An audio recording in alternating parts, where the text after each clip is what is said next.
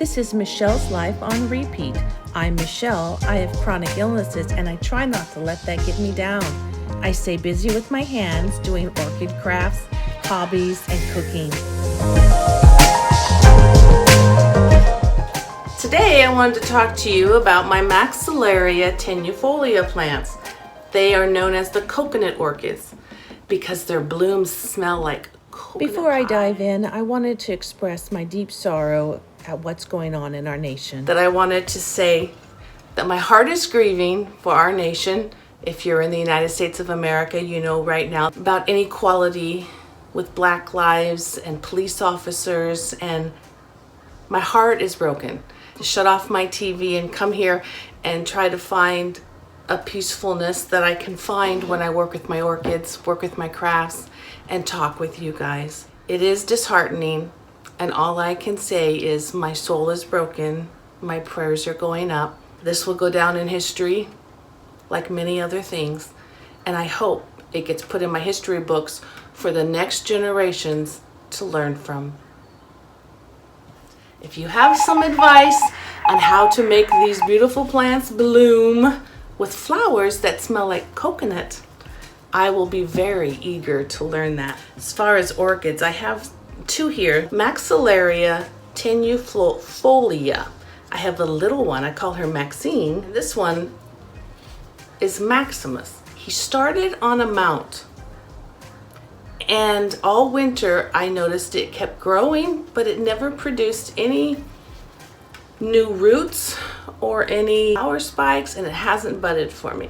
So I'm working on researching why that might be. I have the humidity up to about 50% in my orchid room, and there is lots of light. I do have these portable lights. I don't know if you can see them. Got them on Amazon, and you can set the settings and the timer. So those run about 12 to 14 hours, and I also get light in from my window over here. I'll show you. Over there, not a grand amount, but I do get some. And I get the reflection off the white wall. And I keep my humidifier right below me here. I have lots of fans. I leave the window open at night for it to cool down and then warm it back up every morning. I did move them also to my bathroom, and we have a direct light that comes ceiling sky lamp. That's what it's called. And just thought maybe it needed more light, but I really don't know. To me, they're very finicky, but they do make gorgeous green leaves. So with that said, I do have beautiful green to look at all the time, even if it doesn't smell like coconut yet. Midway through the year, early spring, I put them in a bark mix like the other one. And today I think I'm gonna have to empty them out, see what's going on with the roots. I may have them in too deep of a container. The bottom might not be drying out, but what is going on? So here we go. Let's find out what we should do with this guy. When I am repotting or cutting or trimming my orchids, I make sure to sterilize my scissors with rubbing alcohol. I put this in a little bottle, spray it. I also take it with me to the grocery store and spritz the ATM machine before I push the buttons. We'll let that dry for a minute. Let's see what's in here. You know, some people wear gloves. I just don't. Like to feel the dirt. Ooh, a lot of soggy down there. Apparently, I put a lot of lava rock to take up the space. It looks the same as when I took it off the mount a couple months ago. Can you see that? I really don't know what to do. So I'm gonna call on the Unibrain and ask you, what do I do? These are obviously dead because they just pull right off. But there's so much green on the plant, I really don't know what's dead, what's not dead. Even these, well, this one's a solid. There's just a few solid ones. The rest all peel away. And the rhizome goes all the way down to here, to there, from there. The actual roots go up these stalks that braid themselves and come up, and you'll see where they branch off.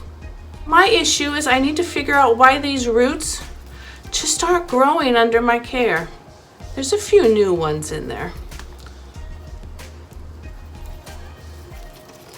So I'm going to call on the expertise of some of my acquaintances I've met online. Ninja Orchids, is that your name on your channel? I know she's always watching, so I always thank her. But look at those dead things just peeling off. Well, I'm gonna have to research some more what I should do. Maybe they just grow very slowly. Maybe it needs more air. It might be going back up on a mount. Tempted to look at the other one. I might do that, see how she's doing. Maxine, since Maximus isn't thriving. Bulbs are just starting to get a little bit of wrinkles, but they're not dehydrated, so it's taking in moisture. I just wish it was producing something. Well, I'll trim away the dead and I'll come back. Before I actually figure out what I'm doing, I'm going to open up Maxine. I was tempted to see, did she grow any new roots?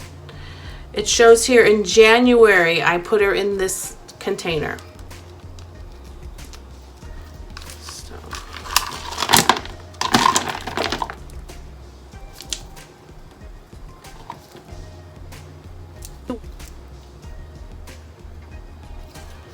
She's got roots, but the velamen comes right off, so they're dead. Those ones are dead. So again, we have the same situation. But when I pull on these very lightly, they just come apart. That's the state of my Maxillarias.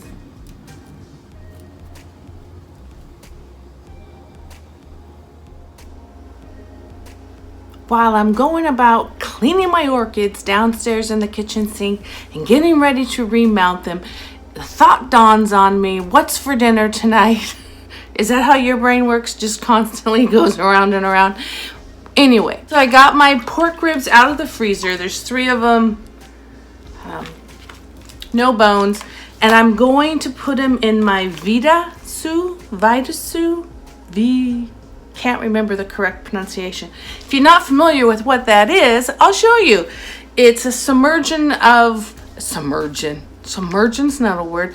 It's water that swirls around your sealed up package of meats or foods to bring it to a cooked temperature so that you can then go and sear it on a pan either right before you eat, or maybe you're prepping your meat on the weekend and then you come back and you come home from work and you don't have to do the long prep of getting meat ready. You merely have to bring it to warm temperature and then just sear it. So anyway, I'll show you down here. Let's see. I've got my 3 big rib pieces in a sealed bag already. This one is made by Pinsoon. I've had it about 8 months and love it. We'll reheat stuff. And I cook a lot with it, actually, more than I thought, especially steaks. But this goes under the water and it just swirls and swirls around your package of sealed food. You set the temperature and the time for how much you want. Because these came directly from the freezer, I'll probably need at least 2 hours, possibly 3. It wouldn't hurt it. My husband called it carnitas last night. I'm not sure what that means. I know I've eaten street tacos. I just eat anything that comes my way. But tacos. So I'm gonna, while this is brewing and after I finish up my orchids, I'm gonna go find a carnita recipe so I can season this. And at 2 hours, I drained it, put it into the Instapot kettle, added my spices, herbs, and onions, and set it for 20 minutes. Shredded it and served it with its own broth. right up on our tortillas. The hopes of the end product today is carnitas or some street tacos with the carnita meat in it. So I took these downstairs, put peroxide over them, listened to it bubble. These are dead roots that I'm just pulling on really lightly. I'm going to mount it so I can watch the progress a little bit better. I have the ability to control my humidity and my lighting pretty good. So I think if I eliminate those, that was all dead.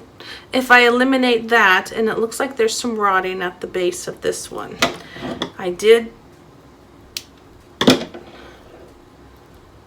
Oh, this is the smaller one. We'll see if she survives, but I did have to spray. This one fizzed a lot more, so there may have already been an outbreak of a fungus or a mold starting. I will sprinkle cinnamon, I think, right there on the end of. I read up a little bit more, and they like, as Roger says, to get their feet wet, but they don't want to sit in the water. And mine have been marinating in the water. I tell you, I have a heavy hand with watering, and it doesn't go well with this environment. You think I would have learned by now, huh? Well, I am still learning. I'm in the process of learning, as we all are. As I moved over to the Maximus, the bigger guy, I see that there is sphagnum moss deep in the roots at the core from when it was originally planted. That may be why it stayed so wet, and my overwatering. But I'm gonna be pulling that out gently so that these can get some air. Here I finished mounting them. This one I'll put a hook in when hubby comes home and I get his drill out, and it'll hang this way. This one is a little bit bigger. It has a lot of new growth, but like I say, it's never bloomed, never budded. And this one is my second one. It'll hang like this. So there we are. There we are. I got a surprise today. My mama came over. She felt comfortable enough to leave her home and venture over to my house, and that was exciting to see her today. We had carnitas together. She helped me make them. Then we played some cards. It was a beautiful day.